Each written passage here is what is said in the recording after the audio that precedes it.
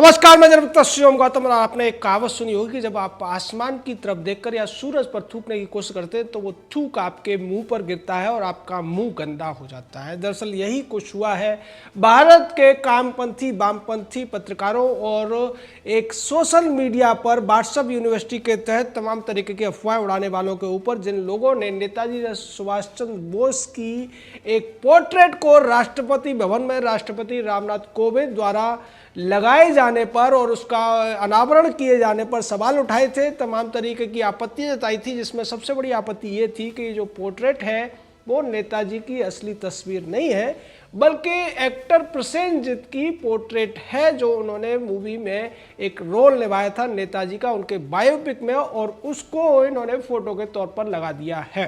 ये जो तथाकथित पत्रकार है, आप समझ गए होंगे मैं किन की बात कर रहा हूँ। सागरिका घोष, राजदीप सरदेसाई, बरखा दत्त, स्वाति चतुर्वेदी, रवि नायर, रोहिणी सिंह जैसे लोग हैं जिन्होंने इस तरीके की बातें की। और ऐसा करते हुए वो सीधे तौर पर भारत के महानतम नायक नेताजी सुभाष चंद्र बोस, जो कि आधुनिक युग के सबसे ज़्यादा वीर और शौर्य दिखाने वाले व्यक्ति हैं, उनका अपमान वो कर रहे थे। साथ में वर्तमान के राष्ट्राध्यक्ष रामनाथ कोविंद का भी अपमान कर रहे थे और उन्हें सीधे तौर पर दलित दिखाने की कोशिश कर रहे थे और ये कहने की कोशिश कर रहे थे कि उन्होंने बुद्धि का इस्तेमाल नहीं किया। और इसको लेकर भी अब सोशल मीडिया पर मांग उठी है कि क्यों ना इन सभी के खिलाफ SC/ST एक्ट के तहत कार्रवाई की जाए, क्योंकि इसी तरीके की बातें ये पहले भी कर चुके हैं। जहां तक पोर्ट्रेट का सवाल है तो ये वही पोर्ट्रेट है जो नेताजी के पोते ने शेयर की थी चंद्र कुमार बोस ने, और उन्होंने कहा था कि इस पोर्ट्रेट उसमें जो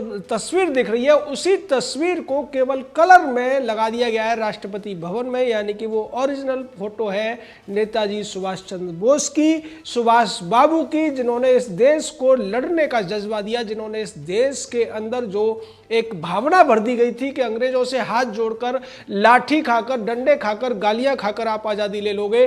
उन्होंने उस देश के अंदर ऐसा जोश भरा था और ये कह दिया था कि अगर तुम्हें आज़ादी चाहिए तो खून बहाना पड़ेगा, और देश की जनता इसके लिए तैयार भी हुई थी।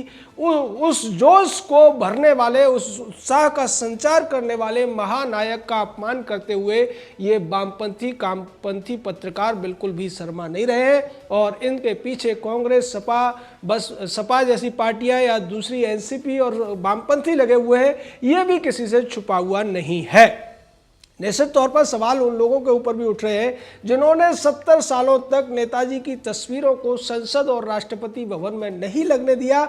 जब उनके पास कोई और बहाना नहीं मिला और कोई कारण नहीं मिला तो उन्होंने अपने इन कामपंथी वामपंथी चंपुओं के माध्यम से इस तस्वीर पर सवाल उठाने शुरू कर दिए और ये कहना शुरू कर दिया कि राष्ट्रपति भवन को ये सोचना चाहिए था कि वो जो तस्वीर लगाने जा रहे हैं वो एक एक्टर की है, एक अभिनेता की है, न कि किसी नेता की। इस तरीके की बातें इन लोगों ने की है। निश्चित तौर पर अपनी बुद्धि का परिचय दिया है और लोगों को एक बार समझ लेना चाहिए कि ये कितने ज़्यादा बुद्धिशाली हैं। दरअसल ये अफवाहें फैलाने का काम करते हैं, झूठी खबरें परोसने का काम करते हैं और एक कामपंथी वामपंथी एजेंडा को भारत के जनमानस में बिठाने की कोशिश ये लोग करते हुए नजर आते हैं। इसी कड़ी में महुआ मोर्चा जैसे और तृणमूल कांग्रेस के भी तमाम नेता शामिल हो गए और उन्होंने भी इसी तरीके की बातें की। लेकिन जैसे ही चंद्र कुमार बोस की तरफ से इस बात का एक प्रमाणन किया गया कि ये जो तस्वीर है वास्तव में नेताजी की है, प्रसेनजीत की तस्वीर से इसका कोई लेना देना नहीं है, तब इन लोगों ने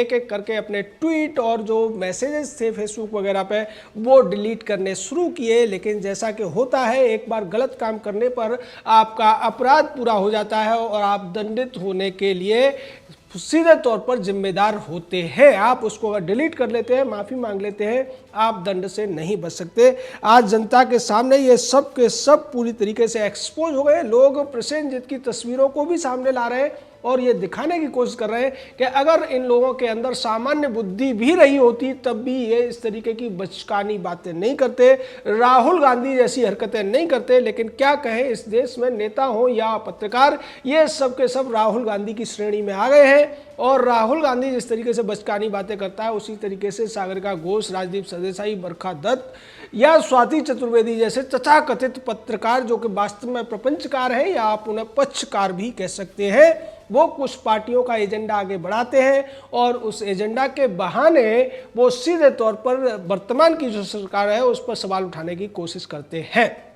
इन लोगों ने सवाल तो तब भी उठाने की कोशिश की थी जब नेताजी के सम्मान में आयोजित प्रोग्राम के अंदर जब उस जय श्री राम के नारे लगे थे और ममता बनर्जी मंच छोड़कर भाग गई थी, तब भी इन लोगों ने ये कहने की कोशिश की थी कि इस तरीके के नारों की वहाँ कोई ज़रूरत नहीं थी। नेताजी एक राष्ट्रभक्त थे और वहाँ जय हिंद के ही नारे लगने चाहिए थे। लेकिन इसका जवाब नेताजी की बेटी ने दिया जो जर्मनी में रहती है। उन्होंने कहा कि मेरे पिता एक सच्चे हिंदू थे और अगर उनकी सभा में जय श्री राम के नारे लगते हैं तो इसमें किसी भी प्रकार का कोई भी आपत्तिजनक मुद्दा नहीं है। निश्चित तौर पर नेताजी सुभाष चंद्र बोस इस देश के सच्चे नायक थे, भारतीय संस्कृति के सनातनी परंपराओं के सच्चे वाहक थे। यही वजह थी कि वो कभी भी क्वीन विक्टोरिया के सामने भी नहीं झुके थे। और जैसा कि उनके बारे में वामपंथियों ने उस समय प्रचारित किया था कि वो हिटलर के सामने गिड़गिड़ाए थे। निश्चित तौर पर तमाम जो रिसर्च सामने आए थे उसमें स्पष्ट तौर पर कहा गया था कि हिटलर से नेताजी ने बराबरी पर बात की थी। उन्होंने भारत के निर्वासित सरकार के प्रमुख के तौर पर बात की थी,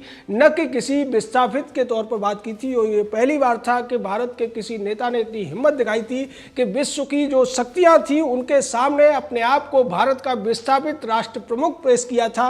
और ऐसा उन्होंने सिंगापुर रेडियो से भी किया था।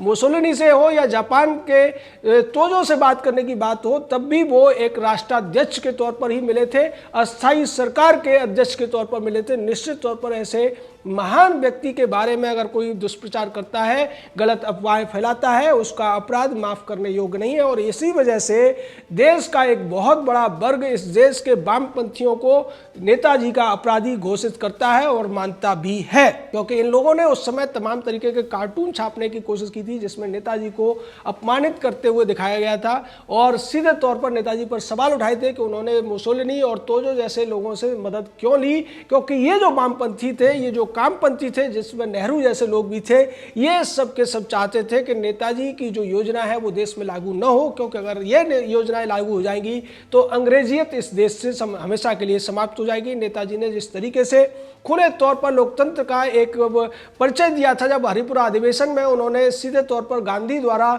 जो समर्थित उम्मीदवार था उसके खिलाफ चुनाव लड़ा था और बहुत भारी बहुमत से वो जीते भी थे। उस समय की एक घटना मैं आपको बताता हूं कि नेताजी उस समय बहुत बीमार चल रहे थे और संबोधन करने के लिए वो चारपाई पर लाए गए थे। लेकिन इस बात की खबर जब अखबारों में छपी तो महात्मा गांधी ने, मोहनदास करमचंद गांधी ने, जो कि उस समय जवाहरलाल नेहरू के बहुत ज़्यादा घनिष्ठ गुरु हुआ करते थे, उन्होंने ये कहा था कि सुभाष नाटक कर रहे हैं, वो बीमार नहीं बल्कि सहानुभूति लेने के लिए ऐसा कर रहे हैं।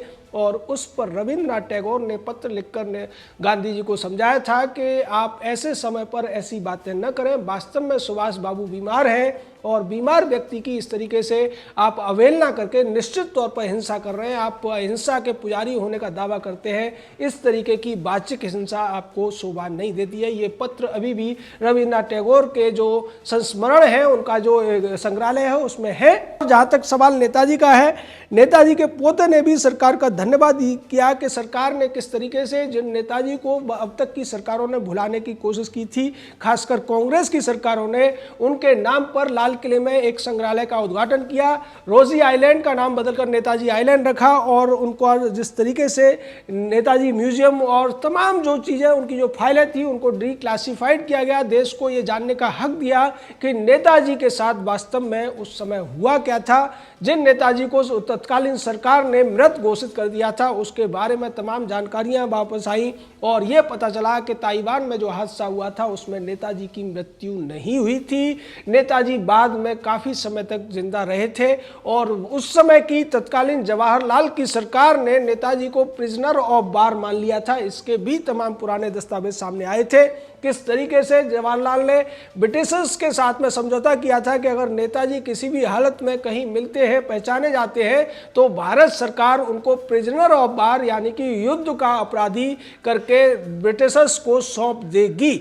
ऐसी बातें करने वाले लोग आज नेताजी के नाम पर कैसी घिनौनी राजनीति करते हैं। आज नेताजी को अपनी पार्टी का अध्यक्ष बताते हैं और ये कहते हैं कि नेताजी तो कांग्रेस के थे, लेकिन वो लोग भूल गए कि नेताजी वो पहले व्यक्ति थे जिन्होंने खुले तौर पर कांग्रेस कांग्रेस के अंदर लोकतंत्र के खत्म होने का विरोध किया था और लोकतांत्रिक तरीके से महात्मा गांधी और जवाहरलाल के न चाहते हुए भी वो कांग्रेस के अध्यक्ष चुने गए थे। उन्होंने कांग्रेस को एक विजन दिया था जिसको कांग्रेस ने नहीं माना और इसी वजह से उन्होंने कांग्रेस छोड़कर फॉरवर्ड ब्लॉक नाम की एक अलग पार्टी बनाई थी, अलग संगठन बनाया था।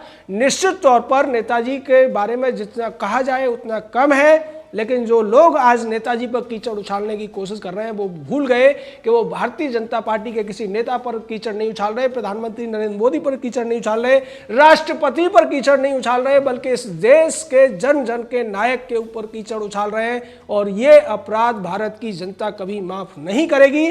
राजदीप सरदेसाई हो, सागरिका घोष हो, बरखा दत्त हो, स्वाति चतुर्वेदी हो या रोहिणी सिंह जैसे दो कौड़ी के प्रपंचकारी पत्रकार हो, इनकी औकात जनता पहले ही बता चुकी है। ये कभी भी जनता के बीच में नहीं जाते हैं और इस तरीके की बातें करके तो अब इन्होंने अपने आप को और ज़्यादा मुश्किलों में डाल दिया है, क्योंकि अब जनता इनसे सवाल भी पूछेगी और ये कहेगी कि जब नेताजी को सम्मान देने की बारी आती है तो तुम ऐसी घिनौनी और झूठी अफवाहें फैलाकर देश को भ्रमित करने की कोशिश करते हो। अपना पत्रकारिता का कर्तव्य तो आज तक तुमने निभाया नहीं है, लेकिन दलाली का, चमचागिरी का और देशद्रोह का धर्म तुम जरूर निभाते हुए नजर आते हो। जय हिंद, जय भारत।